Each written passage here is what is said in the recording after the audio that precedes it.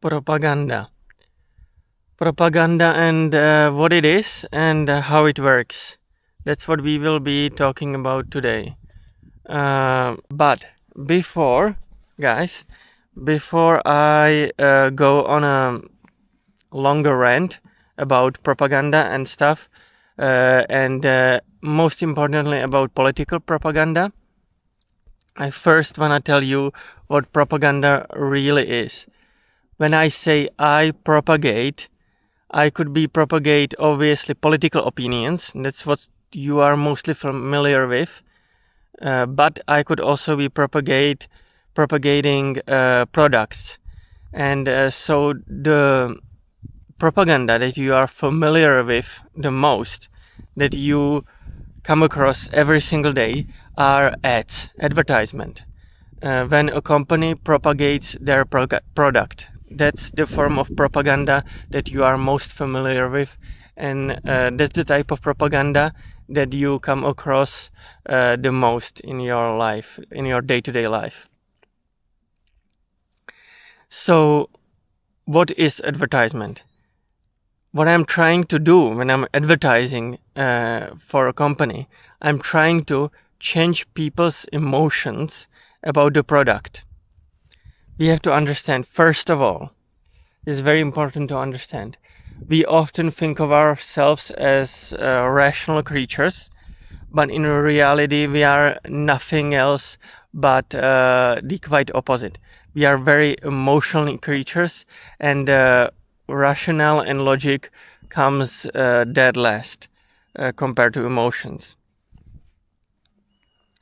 So how does it really work? We often think of ourselves as logical and rational creatures, but usually we are making emotionally impulsive decisions, and then afterwards we are trying to justify these decisions by creating a rational background for them. I will give you an example. Let's say I am hungry, and instead of cooking food at home, I will order a burrito. That is a sort of a impulsive decision based off of my emotions. My emotion is I'm hungry, and my impulsive decision, emotional decision, is to order a burrito. And maybe they have a sale, 3+1 burrito for you know, 3 burrito plus 1 for free. So I will order 4 burritos and stack them in my fridge because it was a great deal, and I made an impulsive decision. Instead of buying 1 burrito, I bought 4. But then afterwards, I will justify it. I will try to rationalize it, that it is a great deal, and therefore it's a great deal, and therefore I made a great logical decision.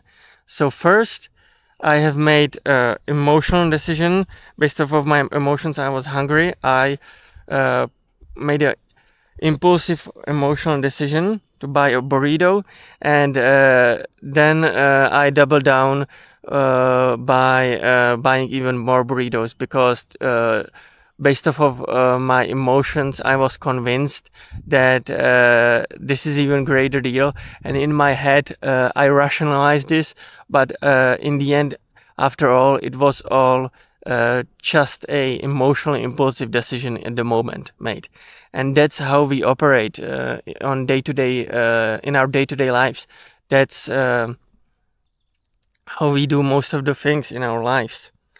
We are emotional creatures by nature, and therefore, when I want to sell certain products, when I want to sell you a mobile phone, or I want to sell you a camera, or I want to sell you sunglasses, I have to change your emotions about the particular product. I don't have to change necessarily your opinions.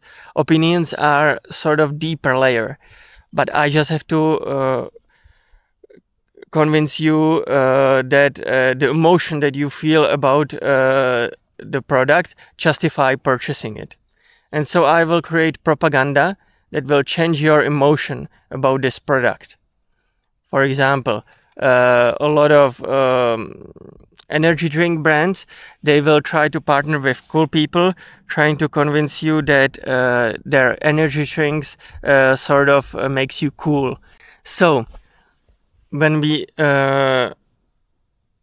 established our ground for what propaganda really is and how it works, we can start to talk about a little bit more about political propaganda and a little bit more about the ways that the media and politicians cast spells.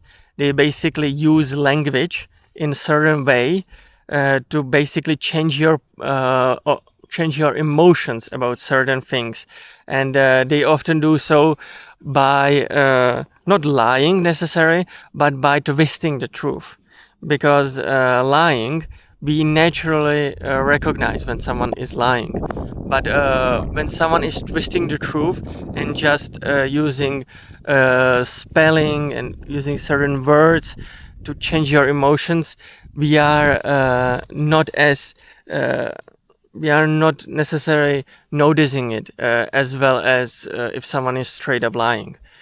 When someone is straight up lying, you can feel the cloaking of the vibration, so you usually can detect it very easily. Now, political propaganda. Well, today we are most familiar with propaganda during a war times, and therefore we are most familiar with warmongering propaganda, and as such,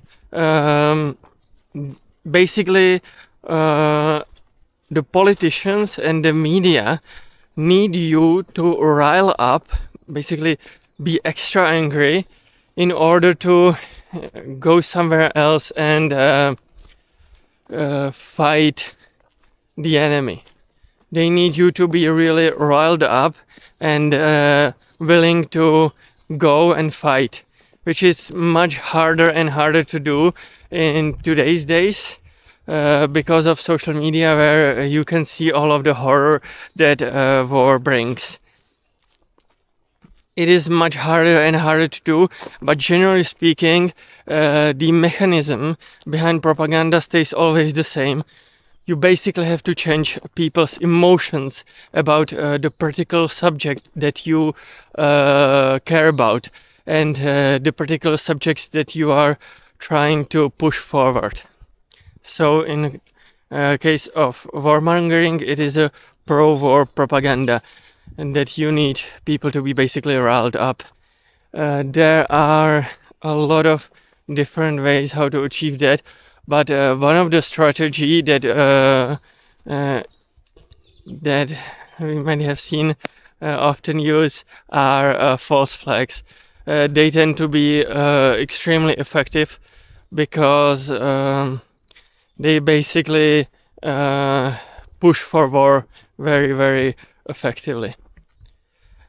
Also, I have written a blog article about a year ago about this particular subject, and it is more from the spiritual perspective, talking about emotions as vibrations, which they obviously are, and it talks about this particular subject more on a sort of a broader level, and it's a fun article. So if you wanna check it out, it will be, as always, down below in the descriptions. And as always, make sure to smash that like button, make sure to smash that subscribe button, so that the algorithm knows that you are interested in my videos. And as always, I will see you in the next one. Bye bye. Bye bye.